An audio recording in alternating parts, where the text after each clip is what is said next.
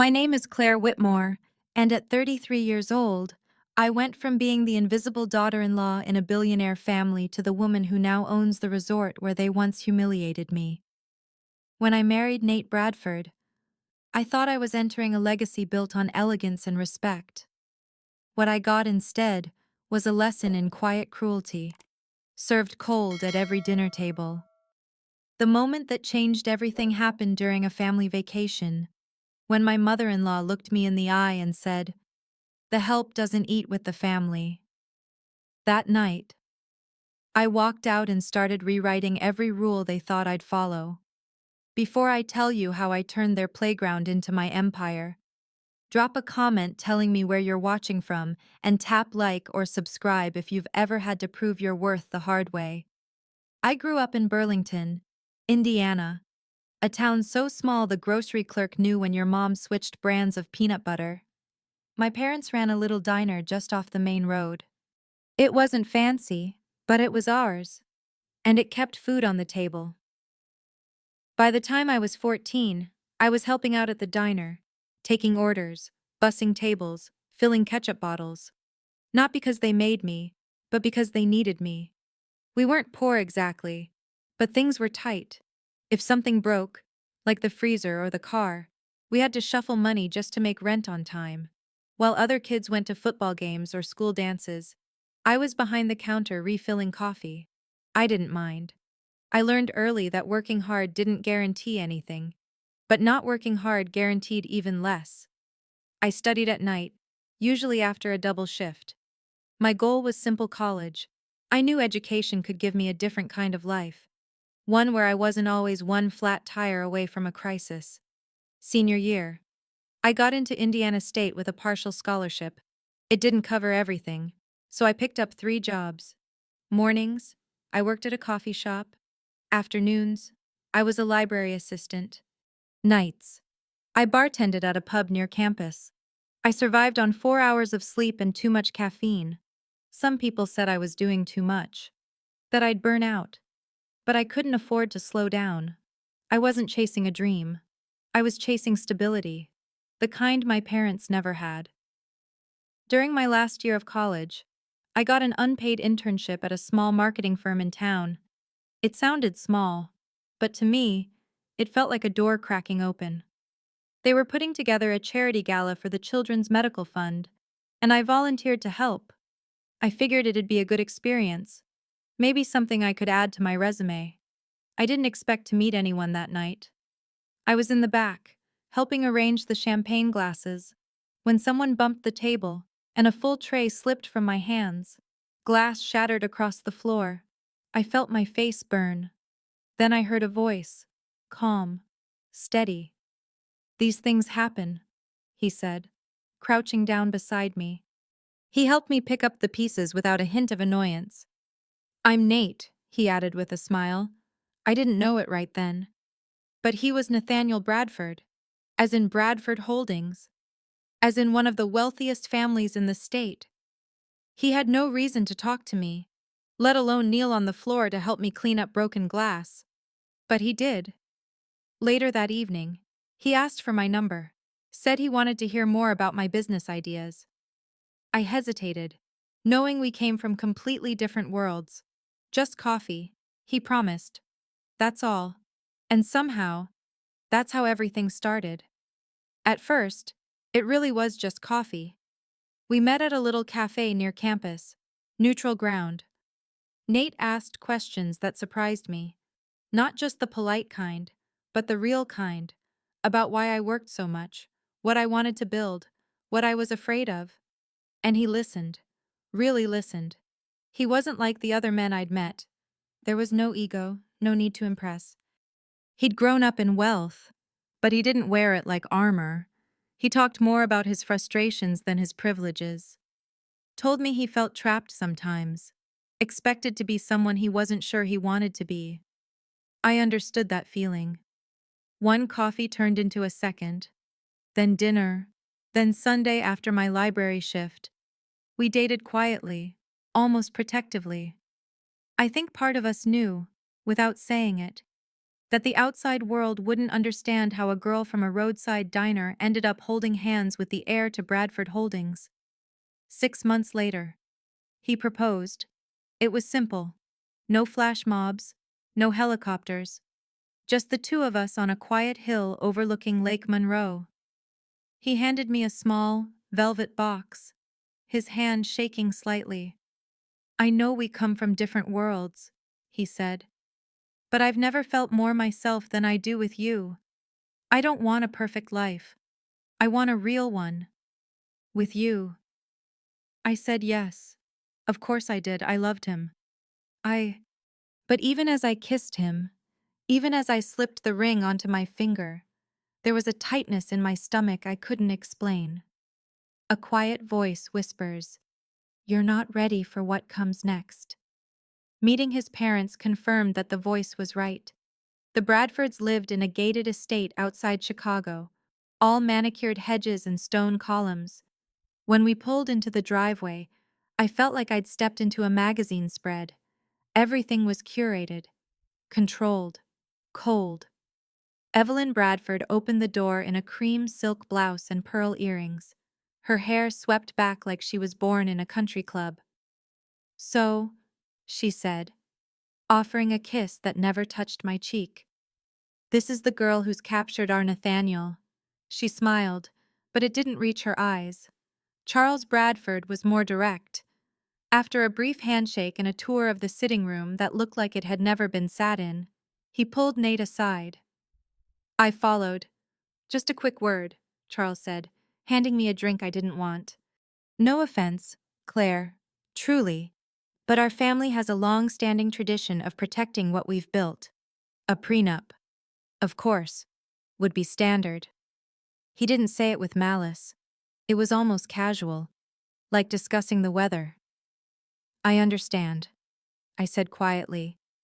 "It's not about the money for me."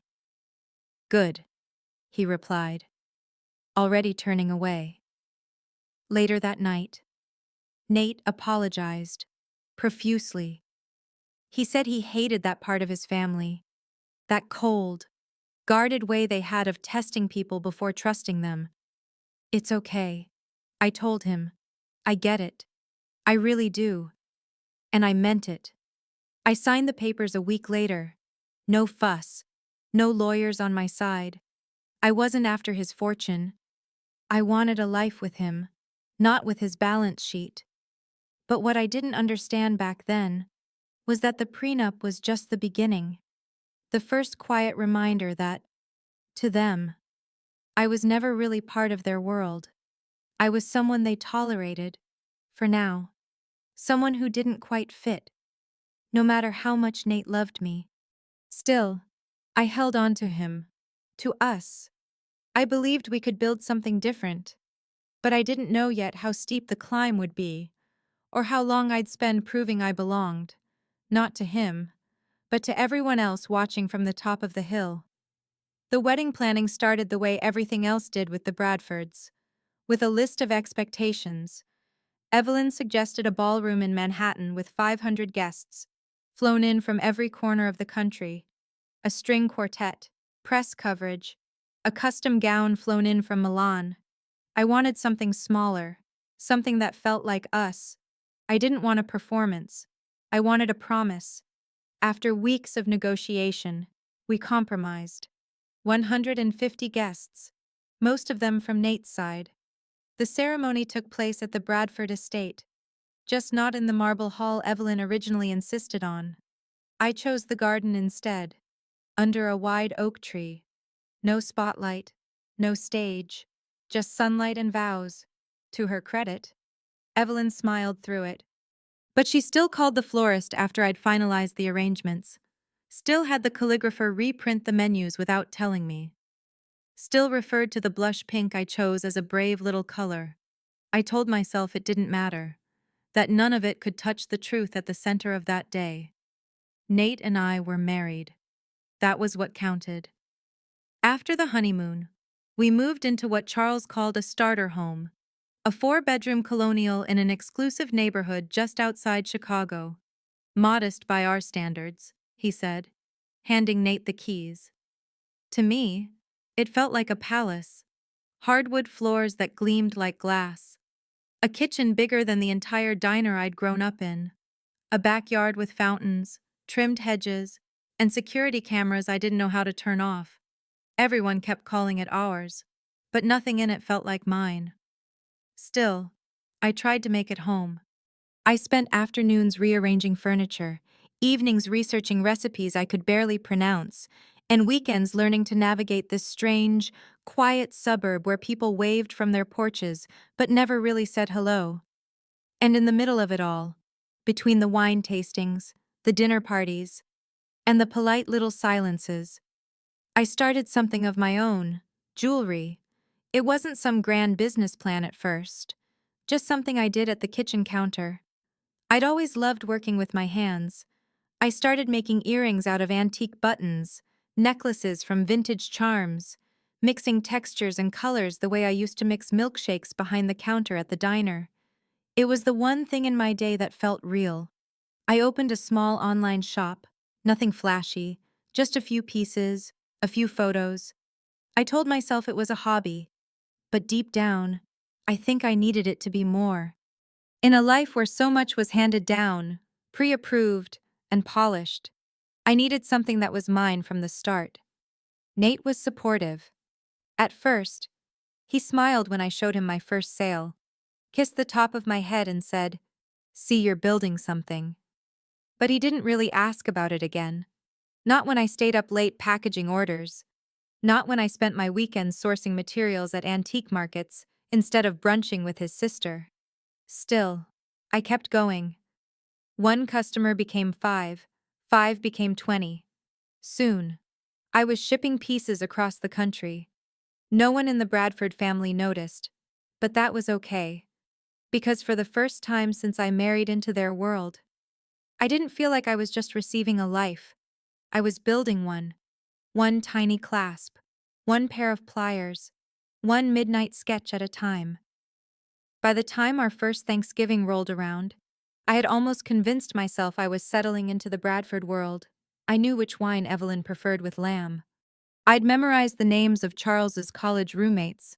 I'd learned to fold napkins into swans and smile through conversations where no one asked me a single question. When Evelyn invited us to the family estate for Thanksgiving dinner, I said yes without hesitation. I thought, maybe foolishly, that this was my chance to belong. The house was already decorated when we arrived: wreaths made of magnolia leaves, tall candles that matched the drapes, and crystal place settings laid out with military precision. Staff moved silently through the rooms, placing hors d'oeuvres on gold-rimmed trays as if rehearsed. I offered to help in the kitchen. Out of habit, not obligation. Evelyn raised a perfectly arched brow. "Oh, how sweet," she said, with a smile that never reached her eyes. "But no need. Marta's been with us for over 20 years. She knows her way around." So I sat and waited. Dinner was served in the formal dining room, at a table that seated 20, though only 10 places were set. Nate sat beside me. Victoria, his sister, sat across from us. Charles was at the head of the table, carving a turkey the size of a toddler. It started small. Victoria gently moved my water glass 3 inches to the right. "Just here," she whispered, as if it were a favor. When I used the wrong fork for salad, she widened her eyes slightly, just enough for me to notice, not enough for anyone else to call it out. Graham, Nate's younger brother, leaned in mid-meal. "Tell me." "Claire," he said, cutting into his duck confit, "do people in Burlington eat anything besides casseroles and meatloaf?" There was a beat of silence. I smiled politely.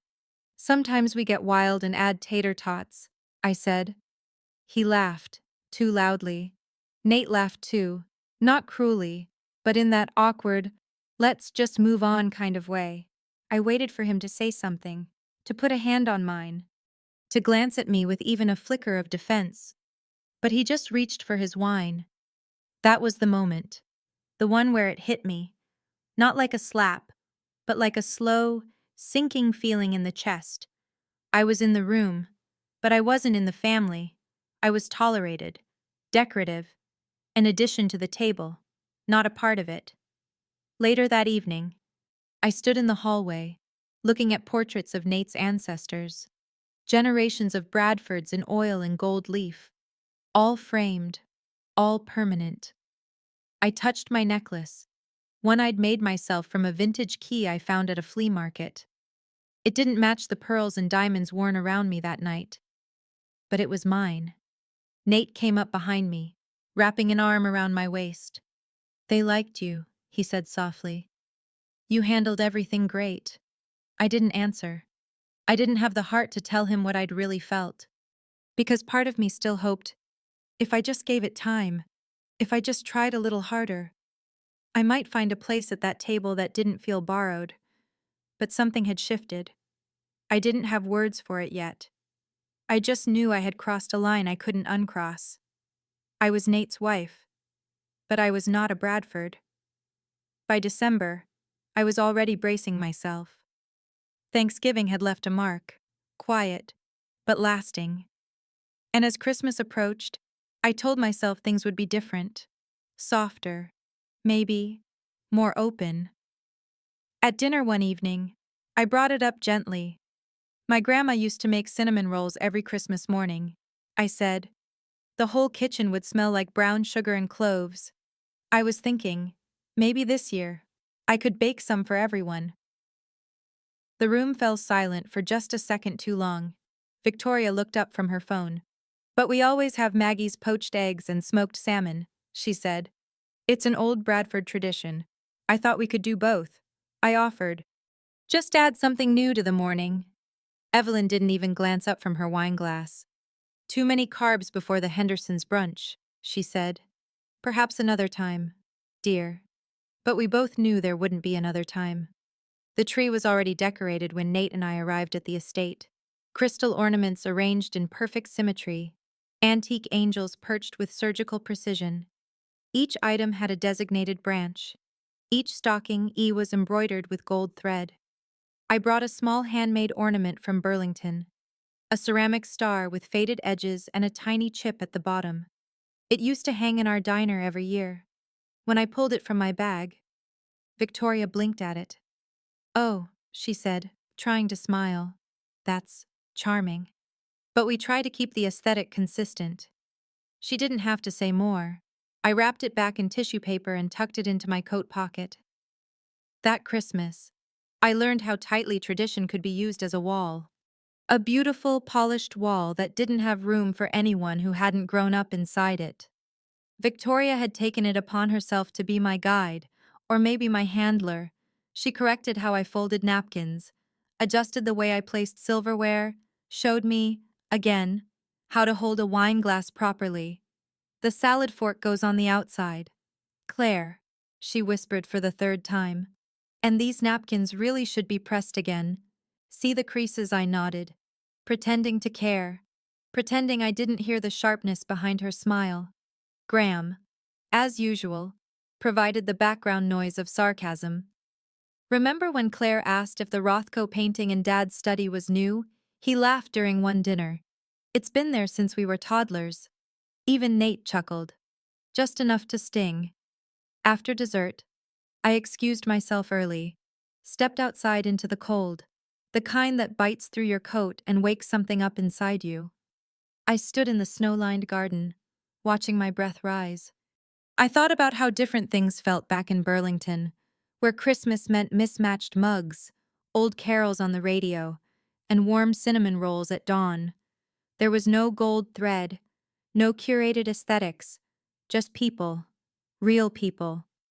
Inside that house, I was being trained, polished like a piece of silver that they weren't sure belonged in the set.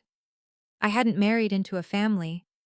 I had entered an institution, one with rules I never got to help write. And standing there in the dark, I realized something I hadn't dared admit before. I wasn't being welcomed. I was being corrected. After that Christmas, something shifted in me. Not all at once, but slowly, quietly. Like a door easing shut behind me while I kept smiling. pretending I hadn't heard the click. I poured that silence into my work. My little jewelry shop had started as a side project, a way to feel like myself again when everything else felt borrowed, but now, orders were coming in faster than I could keep up. Custom requests, repeat clients. A small feature in a regional magazine had brought a wave of new traffic, and I knew it was time to grow. I rented a tiny studio space downtown, nothing fancy, just exposed brick, a drafty window, and good light in the afternoons. It felt like freedom. That's where I met Maya. She'd been recommended by a friend of a friend, 28, sharp-eyed, with ink-stained fingers and a calm way of moving through chaos. I hired her part-time to help with packaging and emails. Within a week, she was finishing my sentences. Within a month, she knew which suppliers I trusted and which ones tried to upsell me with junk. But Maya was more than efficient. She was steady. One afternoon, as we were packing orders for a holiday pop-up event, I told her about the latest family dinner at the Bradfords. How was it, she asked. I hesitated, then told her the truth. Patricia had nodded vaguely when I mentioned the magazine feature. Victoria changed the subject halfway through my sentence. Charles had poured more wine and asked Nate about a new investment deal. My mother-in-law called it a sweet little hobby, I said, then asked if I could bring something more classic next time. Apparently, vintage brass isn't refined enough for her charity luncheons. Maya didn't roll her eyes. She didn't pity me. Instead, she leaned across the table and said, without blinking, "You know they're intimidated by you, right?" I laughed. Actually laughed. By me. She nodded. You built something from nothing. They inherited everything they have. That's power they don't know how to measure. Her words sank deeper than I expected. Maya never tried to fix things. She listened. She asked good questions. And when my confidence started to shake, she reminded me what I was building, what we were building, mattered. When a client sent a photo wearing one of my pieces on a red carpet, Maya printed it out and taped it to the wall above our packing station. Proof, she said, that your work belongs in any room. That little studio became my sanctuary, a space where no one cared if I used the wrong fork or mispronounced a wine label. Every time I stepped into that room, I remembered who I was before I married into the Bradford name, and with Maya by my side, I started to believe maybe I didn't need their approval after all. Maybe what I was building spoke louder than any family name ever could. By the time summer rolled around, the Bradford family had already begun planning their annual vacation, Crystal Shore Retreat, an exclusive private resort tucked into the Caribbean, was their tradition. The same villa, the same butler, the same expectation that the world would bend around them. I packed my bags like I always did, neatly folding dresses from Evelyn's preferred brands, checking Nate's golf polos twice. But inside, I felt different. My jewelry line was gaining traction. Maya and I had just closed a deal with a small department store. There was momentum, quiet, but real. No one in the family asked about it. Not on the plane. Not when we arrived. At the resort, the staff greeted the Bradfords by name. Mr. Bradford, we've stocked your suite with the vintage scotch you requested. One said, Mrs. Bradford, the chef has reviewed your dietary notes from last year. No one greeted me. No one even checked the spelling of my name. We were ushered into the villa, a sprawling oceanfront property with its own infinity pool and staff on call 24 hours a day. Nate and I were given the smallest room at the far end of the hall. Victoria and her husband, of course, had the second master suite. As soon as we set our bags down, Evelyn turned to me. Claire, would you mind helping with the unpacking? She said lightly. The staff means well, but they never get Charles's shirts quite right, and Victoria's skincare needs special placement. She was already halfway down the hall before I could answer. 3 hours later, I had unpacked 6 suitcases, pressed linen shirts, and organized perfume bottles by brand and bottle height. My own bag sat untouched in the corner of the room. That evening, I joined the family for dinner. I wore a navy silk dress I'd bought from a consignment shop. It had taken me a full month of sales to afford it. As we sat at the best table in the resort, I tried to enter the conversation. Actually, I began. We've been looking into sourcing recycled metals for the next collection. Darling, Charles interrupted, handing me his wine glass. Would you mind asking for another bottle of the Montrachet? He didn't even look at me. The moment passed. The conversation moved on. After dinner, I stepped out onto the beach alone. The moon hung low, casting a silver glow on the waves. I took off my shoes, let the water touch my toes, and tried to breathe past the tightness in my chest. You handled that better than I would have, a voice said behind me. I turned.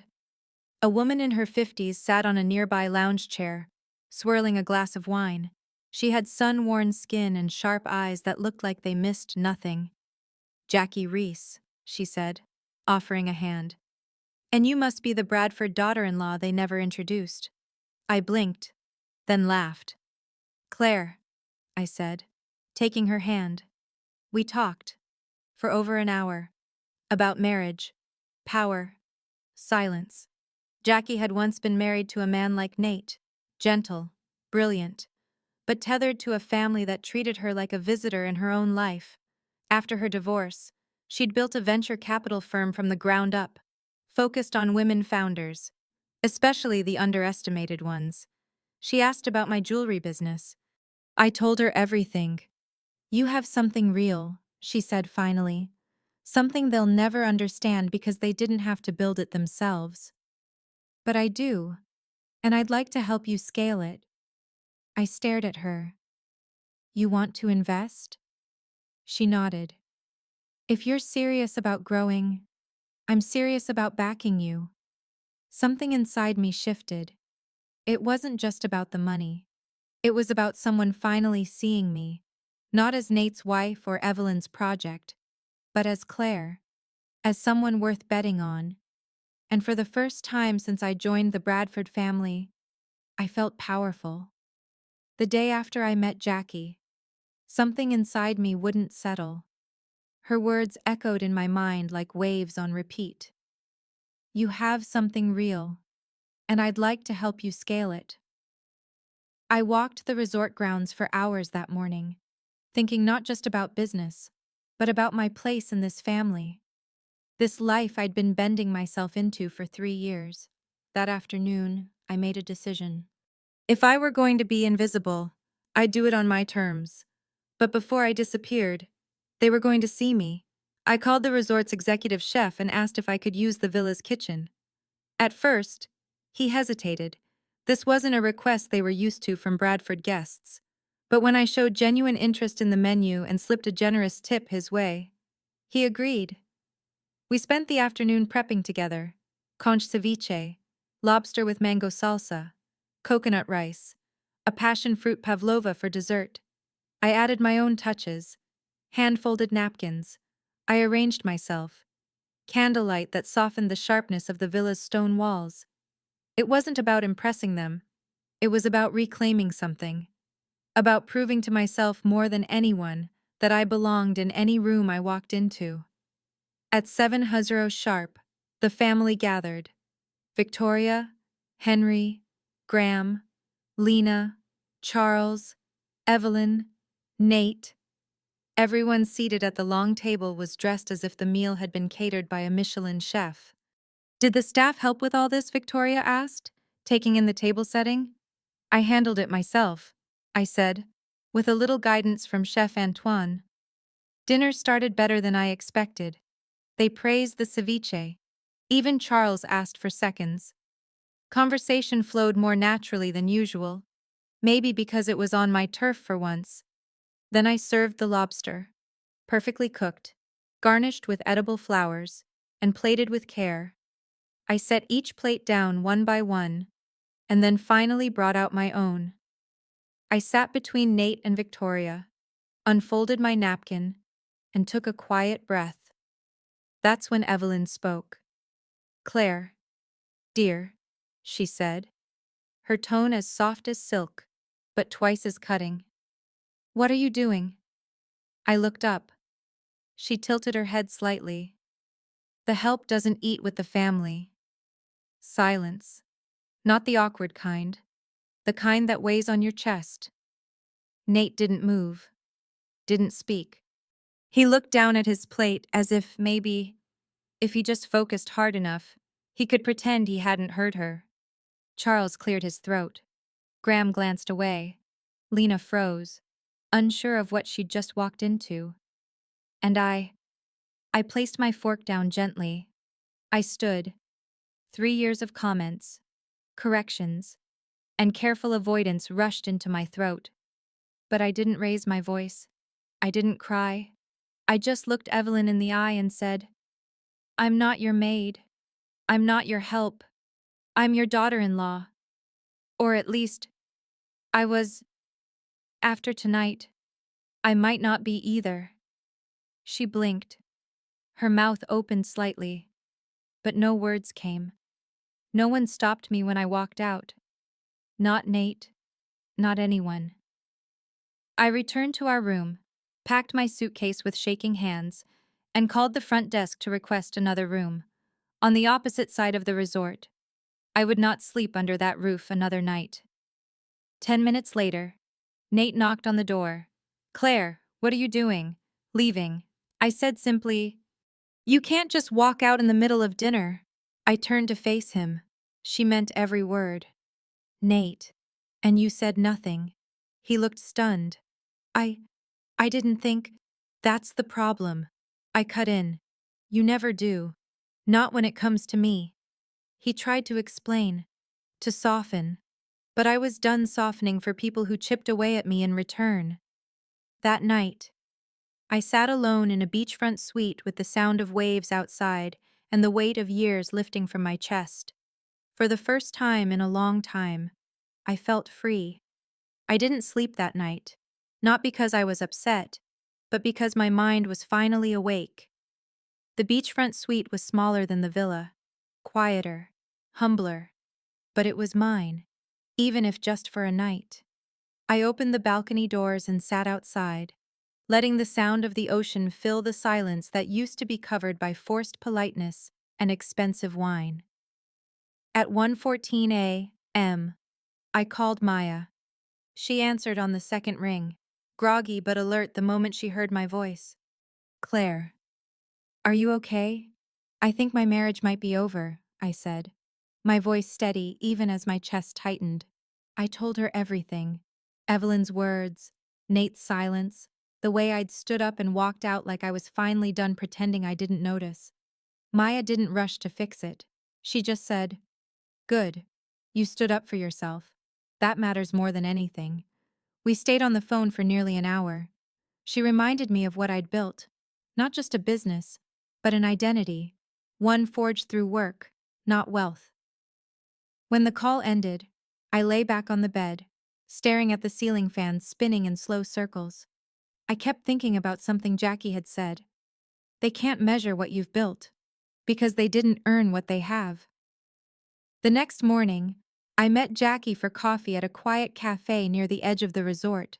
My eyes were puffy, but my shoulders felt lighter than they had in years. She didn't ask what happened. She just poured the coffee and said, "So, what now?" I told her I was done shrinking myself, done trying to fit into a world that saw me as a decoration. I built a company from scratch. I said, I have customers, a team, a vision, and I'm not going to dim that down to make a room full of people comfortable. Jackie nodded, her eyes sharp with approval. That's what I wanted to hear. We spent the next 2 hours sketching out a plan, scaling the business, building infrastructure, a flagship store. But as we talked, Jackie leaned in with something else. "You remember how I mentioned the resort's facing financial trouble?" I nodded. "What I didn't tell you," she said, "is that I sit on the investment board that owns a controlling interest, and we're looking to sell." I blinked. She continued, This place has potential, but the current management is stuck in an outdated model. Old money, old manners, old power. What it needs is a new kind of leadership. Someone who understands luxury doesn't have to mean hierarchy. Then she looked at me. Fully. You've lived it. You've felt what it's like to be on the outside of a velvet rope, even when you're technically inside. That gives you the vision they'll never have. I laughed, half in disbelief. You're asking me to help buy the resort? No, she said. I'm asking you to lead it. I'll back the deal. We can structure the purchase through a holding company. They won't even know you're involved. Not unless you want them to. For a moment, I just sat there. Crystal Shore had been the backdrop to some of my most humiliating memories. But maybe, just maybe, it could also be the start of something entirely different. A place where no one would ever be made to feel small for not knowing which fork to use. I looked out at the shoreline, where the waves touched the sand with quiet certainty. I'm in, I said. And just like that, the girl who once waited tables in Burlington, Indiana, started planning how to buy the very resort where her worth was once questioned. Not to get revenge, but to rewrite the rules. In the weeks after I returned from Crystal Shore, everything moved fast, but intentionally. Jackie and I met twice a week, sometimes in person, sometimes over long, late-night calls, planning every detail. We formed a holding company and named it Silverlight Capital. The name felt right. Quiet. Steady. Something that didn't scream for attention, but moved with quiet purpose. By the end of the third month, we were deep into negotiations. Jackie handled the boardrooms. I handled the vision. While the business press speculated about private investors and restructuring plans, not one headline had my name. And that was exactly how we wanted it. At the same time, I poured myself into the work I knew best, my jewelry line. With Maya leading operations back home, we expanded the collection, partnered with a national distributor, and launched a clean, elevated e-commerce site. Orders doubled, then tripled. We secured a prime location in downtown Seattle, a corner storefront with high ceilings and soft light that reminded me of that first little studio. Our flagship store opened with a quiet ribbon cutting and a line of customers waiting around the block. No PR blitz, no red carpet, just beautiful work and people who believed in what we were building. Through it all, Nate and I moved in careful steps. He reached out a week after I returned from the resort. No excuses, no promises, just a question. Would you be willing to meet with a counselor? I said yes. The truth was, I didn't hate Nate. I never had. What I couldn't live with was being invisible in my own life. So we started therapy. Slowly. He began to understand the difference between loving someone and standing beside them. He left Bradford Holdings 2 months later, said he wanted to build something on his own. Something real. There were setbacks. Long, quiet sessions where we didn't know what to say. Hard truths neither of us had wanted to face. But he showed up. Not with gifts or apologies, but with consistency. And I realized, marriage doesn't survive on love alone. It survives on presence, on doing the work. As for Crystal Shore, Jackie and I took a different approach. No flashy announcements, no staff overhauls. Instead, we met with the general manager, Ethan Blake, a good man stuck under bad policies. I visited as a business guest, asked questions about staff turnover, guest complaints, and morale. Ethan was honest. Said the resort had been bleeding its best people for years. Everyone thinks luxury means perfect service, he told me. But it really means people feeling seen. Staff, guests, everyone. I smiled. He didn't know it yet, but he'd just pitched my entire philosophy. We kept Ethan, promoted 2 team members from within, updated staff training, added a respect and dignity clause to guest expectations, and revised the hospitality model from top to bottom. Crystal Shore didn't need a facelift. It needed a soul.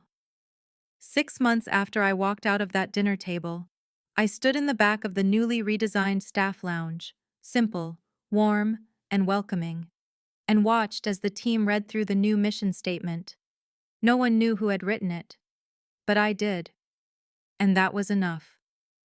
At the same time, the press started picking up stories about my jewelry brand, a New York feature, an LA pop-up, invitations to speak at business panels. Maya and I hired a full-time team of designers and artisans. Our name was becoming known, not because of who I married, but because of what we built. I was no longer the outsider, not because I'd been invited in, but I stopped waiting for the invitation. 1 year after I left the villa in silence, the Bradfords returned to Crystal Shore Retreat, completely unaware that the resort they'd once treated like their private estate now belonged, in part, to me. The booking came in just like it always had: same villa, same dates, same long list of special requests, preferred staff, room temperature settings, mineral water brands.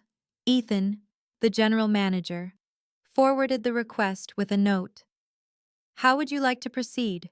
I typed back 2 simple lines. "Confirm booking, standard service, no special treatment." Nate and I arrived a day later than the rest of the family. He reached for my hand as the car pulled up to the front entrance. "Are you sure you want to do this?" he asked. I nodded. Completely. He still didn't know the full truth.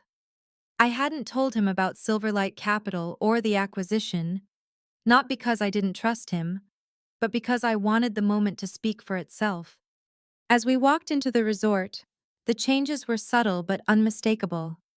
The staff greeted guests warmly, without the old deference that once bordered on servitude. Uniforms had been redesigned for comfort and professionalism, and near the front desk was a small placard that read, "At Crystal Shore, we believe in dignity for all, guests and staff alike." Patricia noticed immediately. "The new concierge didn't even carry my bag," she said, her voice low but pointed. "We've been coming here for 15 years. This place used to understand how to treat loyal guests." Later that evening, at the resort restaurant, the family was seated at a lovely, but not preferred, table. Patricia waved the maitre d' over. "There must be some mistake. We're usually placed on the terrace corner, by the water." "I'm sorry. Mrs. Bradford," he replied with a calm smile. "That table was reserved in advance by another guest. But you still have one of our best views tonight." Her lips tightened. Charles frowned. Victoria whispered something to Henry. Then came the menu. "No lobster bisque," Patricia asked, scanning the page. "Charles always orders it on the first night." Before anyone could respond, Ethan approached the table. "Good evening, everyone," he said warmly. "I understand you've noticed a few changes. Crystal Shore was acquired by new ownership last year. Since then, we've updated some of our policies and offerings to better reflect our values." Charles raised an eyebrow. "New ownership?" "Yes," Ethan said, then turned slightly. "In fact, one of the principal owners is dining with us tonight. Would you like to meet her?" Patricia gave a clipped nod. "If she's here." "Yes. I have quite a bit of feedback." Ethan smiled. "Very well." He stepped aside, and I walked forward. Every head at the table turned. For a moment, no one spoke. Patricia blinked. "You?" "Yes." I said simply. "My company acquired the resort last year. We've made a few changes." Silence stretched across the table like a pulled thread. "You bought Crystal Shore?" Victoria finally asked. "Through Silverlight Capital." I said, "It's a partnership. But the vision, that's mine." Patricia's mouth tightened. "I suppose this is your way of getting even." "No," I replied. "It's not about revenge. It's about respect. Everyone who walks into this place deserves to be treated like they matter. No one gets special privileges at the expense of someone else. Not anymore. Charles cleared his throat. Well, I must say, that's quite a move. It's not a move, I said softly.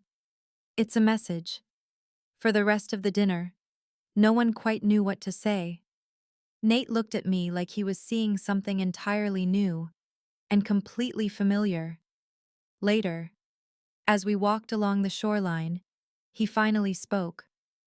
You really did it. I did. He took a deep breath. I'm proud of you. I looked out over the ocean, the waves calm, constant. I'm proud of myself too. 6 months later, we hosted a dinner at our new home in Seattle, a glass and cedar house perched on a quiet hillside, overlooking the Sound. It wasn't grand in the way the Bradford estate had been. There were no marble statues or oil portraits, just clean lines, open spaces, and warmth that came from people, not chandeliers. We kept the guest list simple. My parents flew in from Indiana, beaming with quiet pride. Maya and her partner came, still laughing about the first order we ever shipped to Canada. Jackie arrived early, holding 2 bottles of Pinot and wearing that same sharp smile that had once changed everything. And the Bradfords came too. Yes, even Evelyn. She had resisted at first, sent regrets, then followed with a polite inquiry about seating. But eventually, she accepted the invitation. And when she stepped through the front door, something in her face softened. Maybe it was the house, or the realization that she was no longer hosting. Lovely home, she said, her voice tight but sincere. Very modern. Coming from Evelyn, it felt almost like a bow. Dinner was served on handmade ceramic plates, some of which I had glazed myself during a workshop Maya dragged me to. Nate carved the roast. My dad told stories from the diner. My mom complimented Victoria's earrings. And for once, the table felt level. After dessert, Evelyn followed me into the kitchen. I was arranging petit fours on a tray when she cleared her throat. You've done well for yourself, she said. I turned, not expecting praise, not needing it. Thank you, I said simply. She looked around the room, the light, the people, the art on the walls that didn't match but somehow belonged. I may have underestimated you, she added. I was protecting our legacy, but I see now, you've built one of your own. It wasn't an apology, but it didn't have to be, because I wasn't seeking permission anymore. We stood there for a moment, 2 women who would never be close, but who had finally learned how to stand in the same room without stepping on each other's shadows. As the night wound down, I looked around the table, at the people who had supported me, challenged me, helped me grow, and I realized this was it. I hadn't fought for a seat at someone else's table. I had built my own. And the people gathered here tonight weren't here out of obligation. They were here because they chose to be. And that made all the difference. And in the end, I didn't just find my voice. I built a life around it. One rooted in choice, respect, and real belonging. If you've ever been made to feel like you didn't belong at the table, remember this. You can build your own, stronger, warmer, and entirely yours. Let me know in the comments. Have you ever had to fight to be seen? And if this story spoke to you, don't forget to like and subscribe for more stories of quiet power and real transformation.